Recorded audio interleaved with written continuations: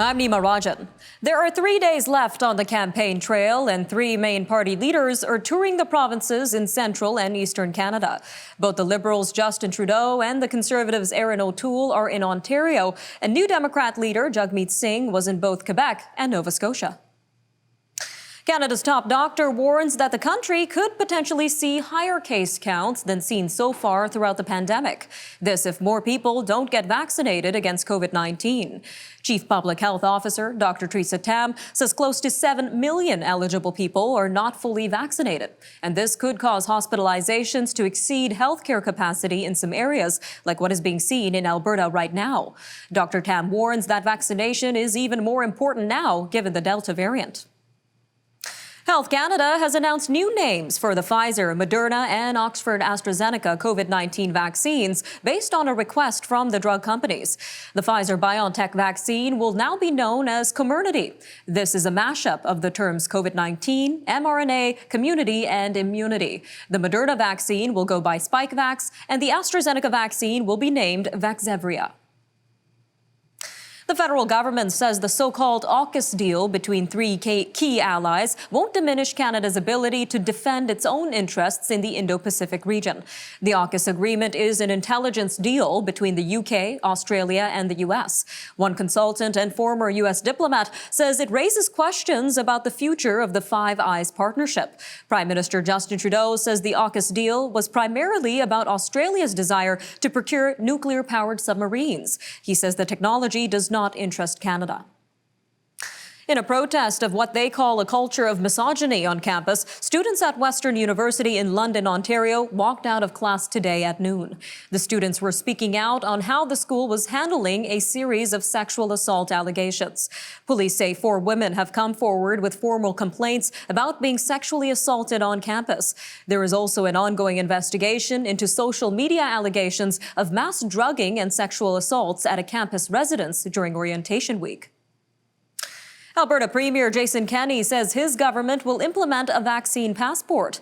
Premier Kenney is also declaring a state of public health emergency. This as Alberta has more than 18,000 active COVID-19 cases, which is the most of any province. Several provinces are bringing in vaccine passports, which compel people to prove they've been vaccinated before being allowed to use non-essential services such as pubs and restaurants. Mr. Kenney had previously resisted such measures for health privacy reasons. Canada's largest single profession pension plan says it will set targets to hit net zero greenhouse gas emissions that are tied to its multi-billion-dollar portfolio. The Ontario Teachers Pension Plan Board says by 2025, it hopes to have slashed the carbon intensity of its investments by 45% and by 2/3 by 2030. The Teachers Pension Plan focuses on investing in green companies. This and encouraging its portfolio companies to decarbonize rather than divestment from fossil fuels. Proposed U.S. legislation that would allow Alaska-bound cruise ships to skip Canadian ports would be devastating to the BC economy. That from the head of Victoria's Harbour Authority, who says all levels of government need to work to address the issue. Ian Robertson says the 2 bills would impact the roughly $143 million that the cruise industry brings in to Victoria every year. Environment and Climate Change Canada says CN Rail has been fined $2.5 million. This for spraying pesticides along tracks beside part of the Skeena River in northwestern BC. The offense occurred in August 2017 between Terrace and Prince Rupert. Tests later confirmed that the pesticides were harmful to fish. A federal statement says CN will be added to its Environmental Offenders Registry. The fine will go into a fund supporting environmental projects. A Canadian woman who was stuck in Afghanistan has safely returned to her home in Brampton, Ontario. Zakia Zarifi says she went to the country in early August to help her parents. She says she tried twice to get on a Canadian military plane before the U.S.-led military mission's August 31st deadline. But she was beaten back by the Taliban. Ms. Zarifi says she was angry that she was told to meet at dangerous locations. This while other countries helped their citizens using safer routes. She eventually left with the help from Qatar. The BC Lions are trying to raise awareness about the first National Day for Truth and Reconciliation on September 30th. Lions players will wear orange tape on September 24th when they face the Saskatchewan Roughriders. The Lions vice president says the team is donating $20,000 to the Orange Shirt Society. The organization was launched by residential school survivor Phyllis Webstad in 2013. All right, we'll be right back after the break. We'll have an election interview with Dr. Peter Graefe. That and, of course, more news from around the world on Forum Daily, so stay with us.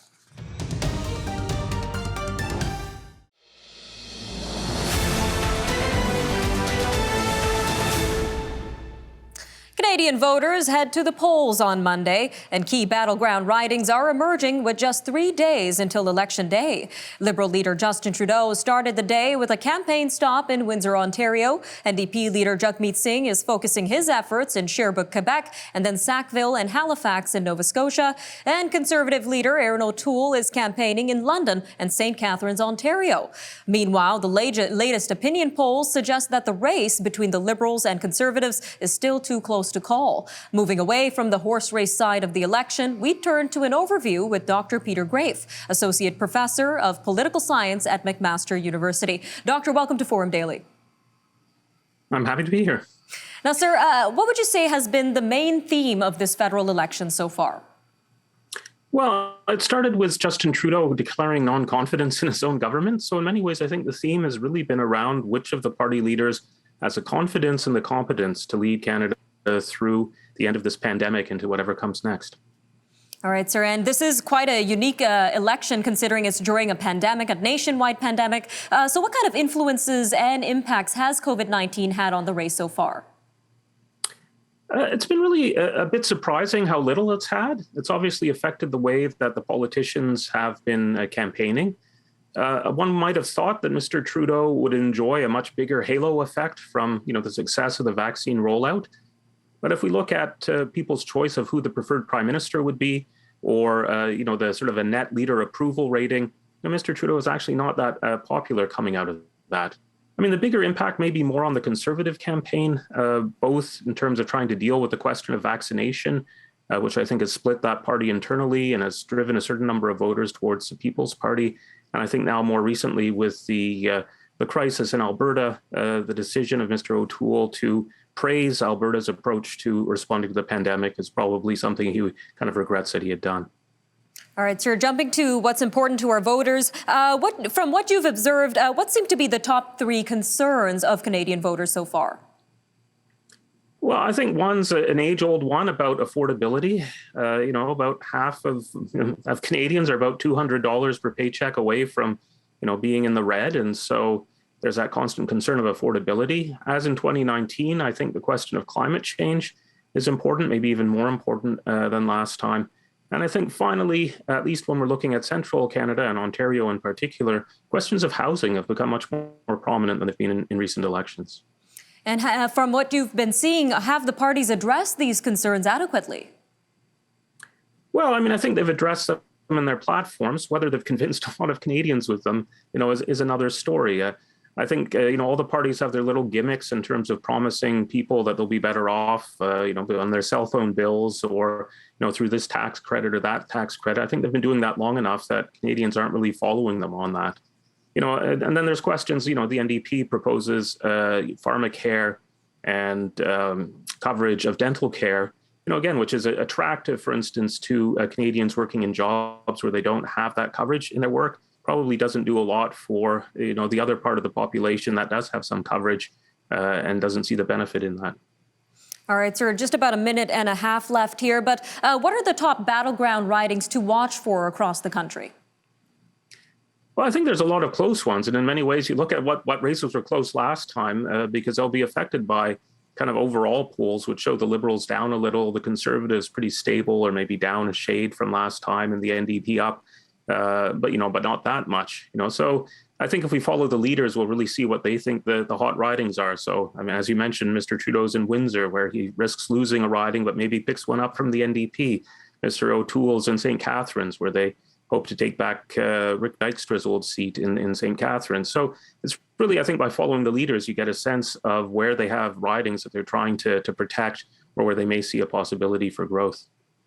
All right, sir, just about a minute left here, but considering this is a pandemic-fueled election, tensions are high. We've seen a lot of negative incidents during the campaign trail. We've seen gravel thrown at Justin Trudeau, an election sign being destroyed, and an assault of a candidate in Sudbury. So how do you think these incidents affect both this election and Canada's overall democratic participation going forward? Yeah, I don't think they'll have a huge impact, but over time they may. And so it's important that our political leaders are clear in opposing these, but also making sure that within their own houses, right, that they aren't, pandering to people or being willing to discuss to people, willing to go to the extent of using violence in our campaigns. There was some evidence showing that maybe a third of young people were beginning to worry about their safety going to vote. I don't think that's going to have an impact on voter turnout. But again, in the longer run, I think we should be concerned if violence begins to creep into our elections. I mean, Canada's blessed with an excellent elections administration. We don't see a lot of the problems like we saw in the States in their presidential campaign.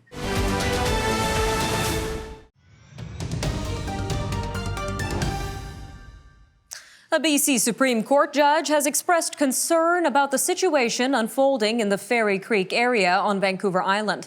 This is where about 1,000 people have been arrested for blockades trying to prevent logging of old-growth trees. Justice Douglas Thompson suggested yesterday that he will consider new options to address the future of an injunction against the demonstrations. It is set to expire a week from Sunday. The NANAIMO Port Authority and the NANAIMO First Nation, as well as Concora Capital Partners, have entered into a partnership to bring high-speed ferry service to the city. Port Authority Chairwoman Donna Hayes says the agreement comes after many years of talking about fast ferry service between Nanaimo and downtown Vancouver. Details about the new service are to be announced in the near future. Alberta continues to grapple with a COVID-19 surge that could collapse the province's health system in a matter of days. Dr. Verna Yu, the head of Alberta Health Services, says that the province is dealing with an intensive care system that is operating 155% over normal capacity. She says the province is converting as many beds and spaces for intensive care as possible to increase capacity. Meanwhile, Alberta is getting offers of help or medical help from Ontario and Newfoundland and Labrador to deal with its COVID-19 emergency. The province is also talking with Manitoba and plans to reach out to Quebec.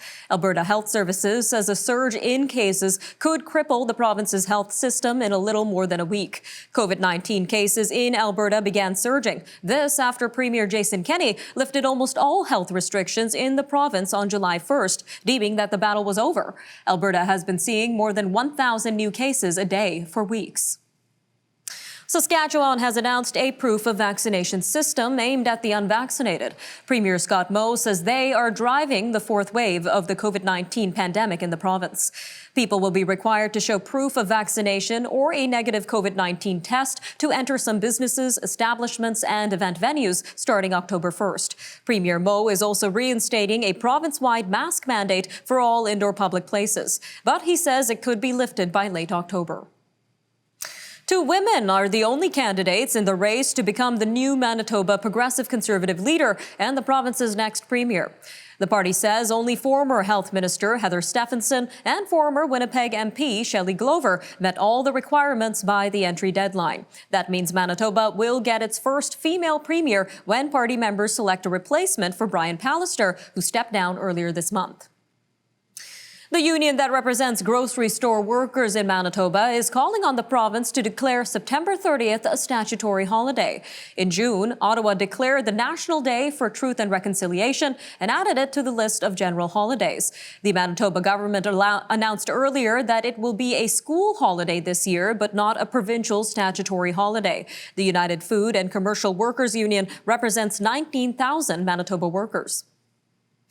The City of Toronto says it has found the first case of West Nile virus in an adult this year. The virus is transmitted to humans through the bite of a mosquito. The city says the risk of getting infected is low, but advises residents to take precautions. They suggest wearing light-colored clothing and insect repellent. This and ensuring homes have tight-fitting screens if the windows are open. Members of Toronto's homeless community and their supporters say the city should stop evicting those in encampments and drop trespass charges against people who live in tents. More than 50 people face trespass charges and fines stemming from police-supported operations to remove homeless encampments from 4 municipal parks. A group that gathered outside Mayor John Tory's condo yesterday vowed to fight the charges, saying the operations left some people with broken bones and concussions, as well as some cuts. The New Brunswick government has filed a complaint with the Provincial Labour Board. They are alleging that the Canadian Union of Public Employees is engaging in unfair labour practices and bad faith bargaining. Premier Blaine Higgs says the union has been making misleading statements to its membership about the contract offer. The government says it includes wage increases of 0.625% every 6 months. This is rather than 0.5% during the first 4 years and wage increases of 1% every 6 months during the last 2 years of a 6-year term. The Nova Scotia Nurses Union are protesting in Dartmouth today, expressing their mounting frustration among overworked frontline nurses. The group says they're calling on governments to address the nurse shortage. The demonstration is being held by the Canadian Federation of Nurses Unions. It will also include its member organizations from across the country. The union says its members are looking for meaningful change. All right, after the break, reports say over 1 billion people are fully vaccinated in China. COUP leaders are sanctioned in Guinea, and the pandemic is linked to rising childhood obesity rates in the U.S. Stay with us. We'll have more news from around the world coming up shortly after the break. We'll be right back.